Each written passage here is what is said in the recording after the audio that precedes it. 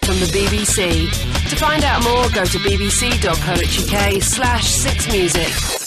Oh, yes. The gleaming new Russell Brand podcast. Russell Brand. Sunday morning from 10. Welcome to the show. You've sort of arrived at it now. This is the physical beginning of it. Like, in the studio, right, the television's on. I can see London Marathon on my TV set. It occurs to me that, like, my whole life long, I've harboured this irrational... Well, you know, hatred is a strong word, but in this case, a pertinent one for the marathon. I really don't like it. I think it's a few reasons. I think it's there's an element of do-gooderishness about London marathons, isn't there? Sort of like, oh, it's for charity, and it's good. This is not an attack on charity. I'm not saying charity's wrong. Charity's obviously good. That don't need to be debated. But it's just the marathon. I've got an irrational hatred of it, right? So I would like to talk to you about any irrational hatreds you have, or not rational ones. Don't go, I'm sick and tired of racism. That's a rational hatred, isn't it? To hate racism, or murderers. I've had it up to here with them. But like any sort of strange, quirky, unusual hatreds, tell us about that by texting us on 64046 or email the show. You can get me on russell.6music@bbc.co.uk. Get in touch with us. Talk about irrational hatreds, quirky hatreds. I'm here with Matt, who's driving the desk. Matt, what irrational hatreds do you have? I don't like whispering. Is it mainly in adverts? Whispering in adverts you don't like? Yeah. Why is that, mate? It feels intrusive. It sounds like, hello. When people say, oh, I just don't like it. It feels too close to me. Feels like an intrusive intimacy. It's like, it makes me cringe. What about in wince. songs, mate? What about if in a song, like in for example, the song "Close to Me"? Right, by the kid, where you go, close to me. Well, it's still singing. Well, it's when there's no vocal content, when there's, oh, hello. There's whispering in songs, though, isn't there? What about that, je t'aime? Je t'aime. No, see, I don't mind that, because that's... Because it's erotic. A woman doing right. It. But it's, mind you, sometimes it's women on adverts. Or if it's, come to the supermarket. You don't like that? Yes, there was one at the moment that had, I think it was Albatross music underneath it for a food shop. Yeah. And it would say, this is not just cake. This is not really nice cake. Well, and you just felt like there was someone looming at you. You could imagine flecks of their spit going in your ear. Yeah, it makes me think of the smell of coffee breath and someone's mouth too near my ear. It makes my, your shoulder goes audible, up. Yeah, your shoulder goes up. But for me, actually, that whispering makes me feel eroticised. So it's for you, it's kind of like a kind of a form of symphysesia. It's like the symphysesia is when your senses get muddled. A whisper to you is the sound of coffee breath. That's what it's the sound of coffee breath. No, if I'm autistic, I just don't like whispering. No, but not that there's anything wrong with autism, because, well, there is, isn't there? But, like, it's not necessarily, let's not attack it. No. Now, Trevor's here as well. He's in charge of competitions. Yes, I am, yes. Trevor, I was researching what hatred you had earlier, and it sounded to me just like straightforward, plain old misogyny. You go, we asked Trevor, what do you hate? He went, I hate Julia Roberts and Alanis Morissette. Yeah, but not because they're women. Not because they're women.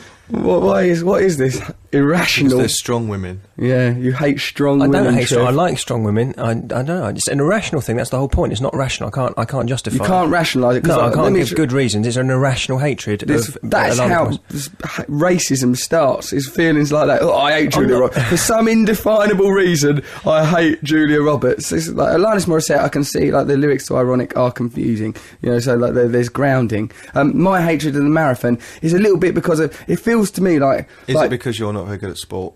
Matthew, that is an awful attack to make on me. Here, there's an email from Guy Davidson. Guy Davidson says, a friend of mine has an irrational fear of yoghurt being eaten with a plastic spoon. Metal is okay, but plastic is not. Well, that's why I wonder. That's odd. I don't like when you eat plastic yoghurt cutlery. with a metal spoon, the spoon tastes more of metal. Well, you can taste the spoon more than the yoghurt. Yeah. That's because you've got synesthesia. That's why that is. You get all your senses muddled up, I'd say. Plastic is a dead material. It's a waste product. So he's right there, really, because metal is organic. Metal you find naturally in the earth. Plastic is a waste product in the oil industry. So Trevor, if it's your intention to bludgeon us to unconscious with facts, congratulations. All right, listen, we've got to hear the rest of Guy Davidson's email.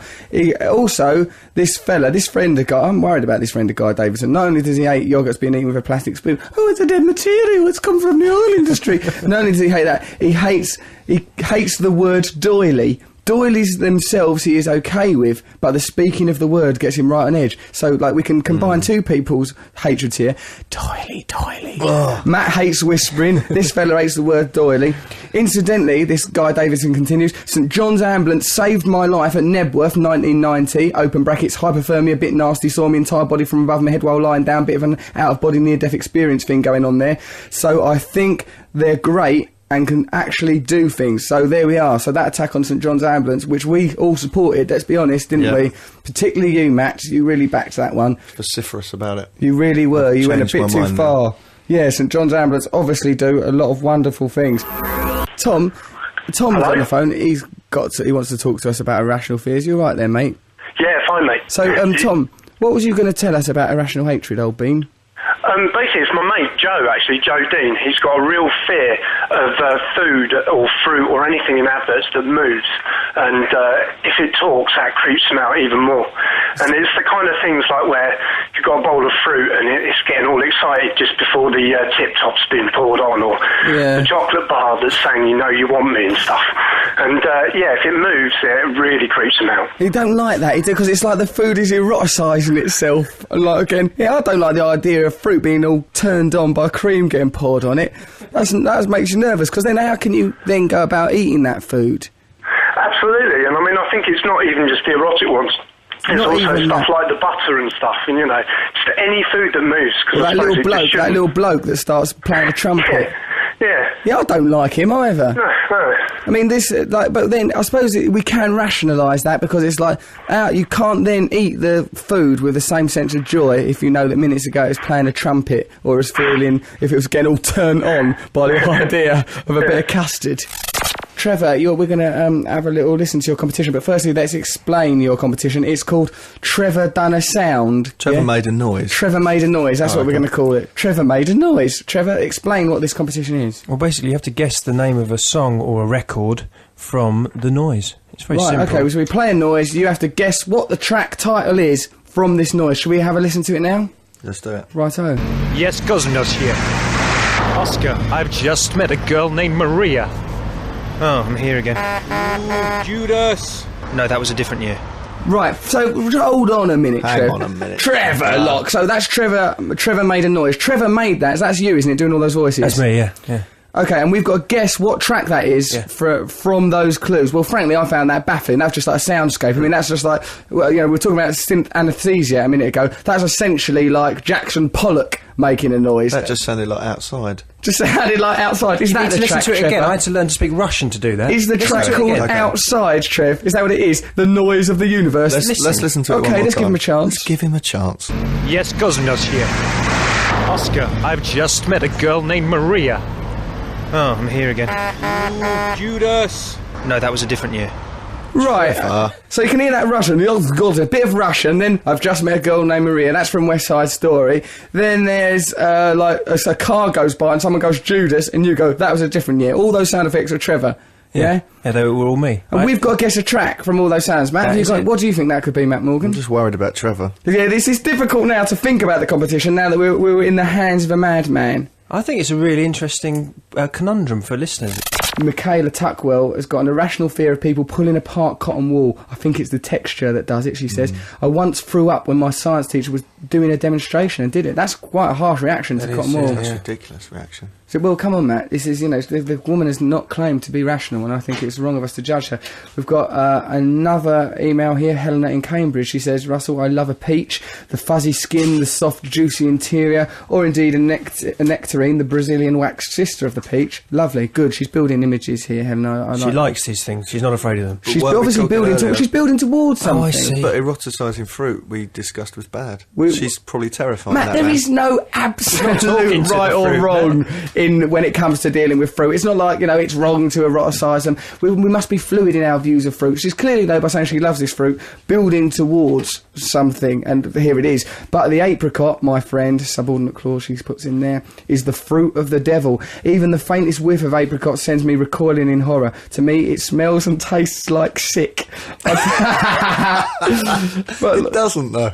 no, it don't, does it really? But is apricot, has it got any unusual qualities? Is it used in witchcraft? voodoo, anything like that? I think it could be. You Could could be, make a couldn't it? voodoo doll out of lots of apricots Course stuck you together on could. cocktail sticks, couldn't you? It would be possible, Trevor, and how odd that you're not using that as a clue to get the song right.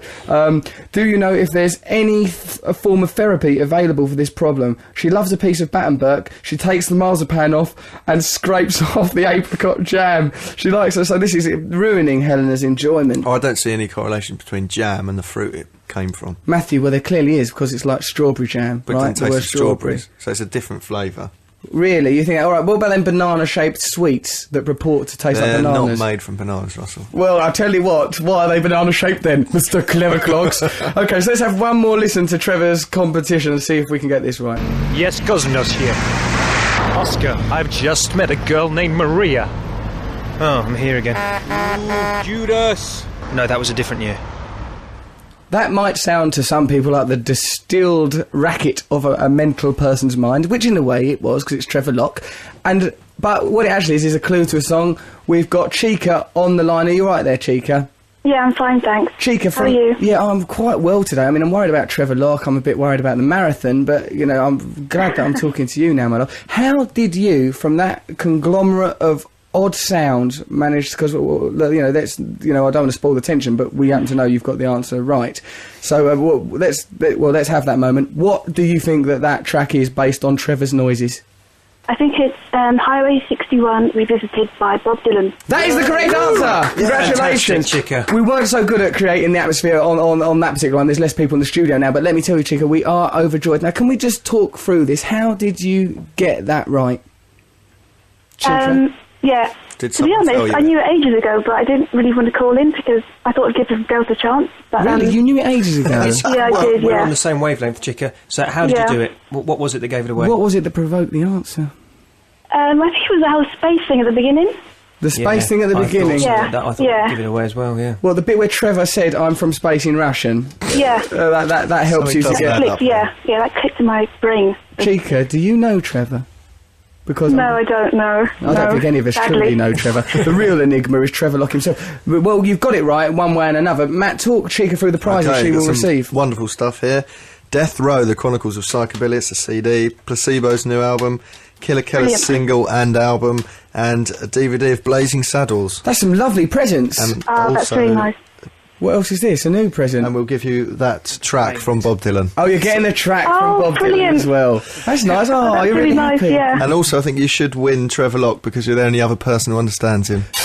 We've got a text message here. Your show's sounding hot. Say what's up to Matt. Oh yeah, Pimp My Ride UK with your boy Westwood tonight, 10 p.m. on MTV. How unlike Tim Westwood to be hawking products via a text message there, Matt. Bless him. Right, we're going to put irrational fears aside for a moment, unless your irrational fear is of Woody Guthrie, right? Because, you know, we do a story song. It's one of Carl Pilkinson's ideas, right? It's like we tell the story of a song, and then what we do is we talk about that. Now, the song I wanted to talk about is the Woody Guthrie song, Gypsy Davy, right? Oh no, I've realised actually that we're meant to guess it from that. So in a way, we've subverted the idea already. And you've been picking holes in Trevor all the way through this. All the way I was picking on Trevor's item. But, you know, no one else has to guess it anyway. But I think, let's see if it works this way. Hey, let's be free with it. Let's have a bit of fun with this item, yeah, guys? So, but, like, the reason I like this Woody Guthrie song, Gypsy Davy, is mostly because of the opening lyrics. It tells the story of a song of, like, I think it's, like, from the John Steinbeck times, you know, Depression-era America. And he goes, oh, it was late last night, boss come home asking about his lady. The only answer he received, she's gone with Gypsy Davy.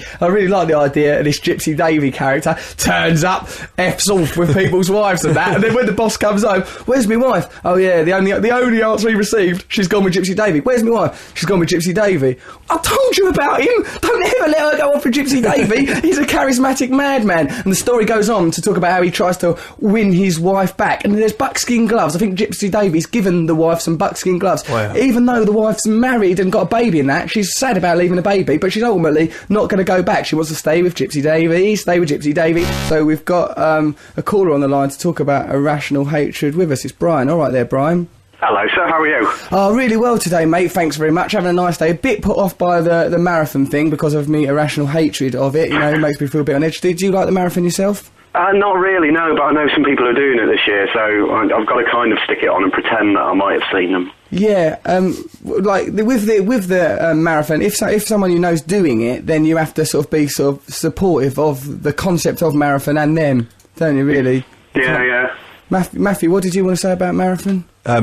People's nipples bleed. Well, that's not to do with the marathon. That's to do with the way you spend your private time with bulldog clips honestly. and giggling. People who don't run long distances don't realise that. Not that I do. That your nipples. Yeah, say rub. that for as if you're Daley Thompson. You know, It's my life's work to inform people of my pain. No, their nipples bleed. So people's nipples watch out. bleed, But not spontaneously. It's not. It's not. friction. They don't lack It's this friction. friction. It's not. It's happening as a the result of pressure friction. of being a hippo running along. Preposterous way to behave. Brian, what irrational hatred do you want to talk to us about, mate? Well, it's not hatred. I've got an irrational fear of milk. Why do you fear milk, Brian? I've got no idea. But I mean, it's really, really bad. I won't have milk in my house. Right. And I won't, in the supermarket, even go down the milk You aisle. won't go down that milk aisle. What if there's other things down there that you need? And also, Brian, it's in containers. It can't get you. Well, I think it's the containers more than because I don't seem to mind it in bottles. But if it's a plastic container of milk, then there's nothing worse. Especially if you go into like where I work. If you go in the shared kitchen and there's one just sat out on the side lids that off. could have been there for who knows how long. Oh, blimey, what a thought. Hold on, say like it was one of those containers and it had orange juice in it. Would that be all right? That's fine, yeah. What if it had white paint in it? Would that be all right? It'd be okay because you'd be able to. I think it's the smell more than The anything else. smell, it's the containers. Because I mean, what? this nation's addiction to milk, Brian, is worrying because it is just sort of it's mucus out of a cow's boob. I have soy milk.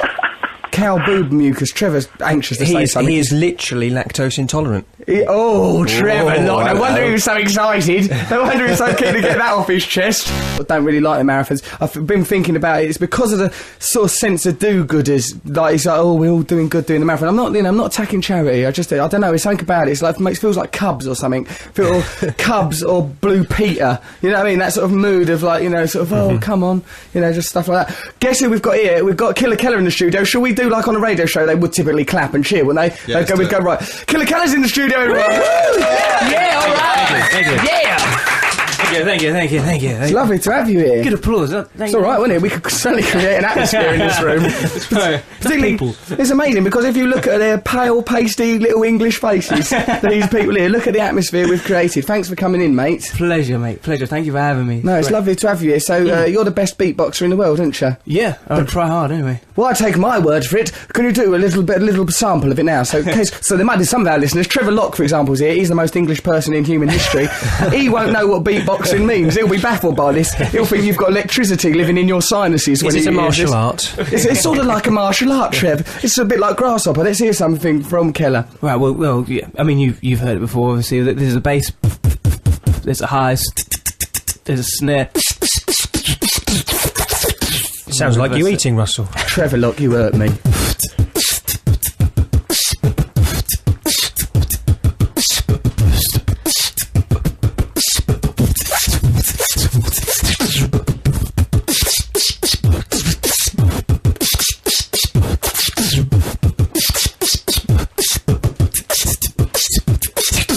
That was all on the mic, everybody. That's incredible. What a gift. Now, Trevor, did that confuse you, Trev? It did. I had to close my eyes for a minute. Yeah. Because it's looking at his face is also a fantastic thing whilst he's doing it. He's a very handsome man. Has that come on, Trevor? Thank you. It's not a dating show. I'll just put it out there, you know. I believe Keller is in a relationship, aren't he? Yes, but it's still a compliment, you know. It's nice, isn't it? Very nice. I like the way you have to move your hand while doing it, sort of as if you're scratching a record. Yeah, it's a bit of a bad habit, I think. It started off as like, you know, showing an example, right, you know, of what I'm mimicking and doing, but now it's become an obsession. A bit of a trait. It's become a trait. Now we're talking about irrational fears and hatreds on the show. Have you got any irrational fears or hatreds, Keller? Yeah, we were just talking about this. I think PA girls with headset and clipboards. Right, when you come into like a radio or a television studio, and they've got a headset and they go, "Okay, Killer, could you go through there now? Would you like a cup of tea?" Yeah, and they start with talking to you. So it's like, "Hi, how you doing? Yeah, would you like a cup?" Hold on a minute. Oh, and they've got something in their ear. Yeah, and then all of a sudden they're back in the room, and then they whisk you off somewhere, and they don't actually hold the information that you want to know. They've got to go and call like another 3 or 4 people down the chain. I see. So you see these people as needless middle management, and to tell you the truth, I think hatred's a bit strong for these people. Don't you? I think they're just trying to do their job. And you've been famous about 2 weeks, and you've already become unbearable from what I can see. Thanks for downloading this trial from the BBC. Find out more at bbc.co.uk/6music. BBC 6music.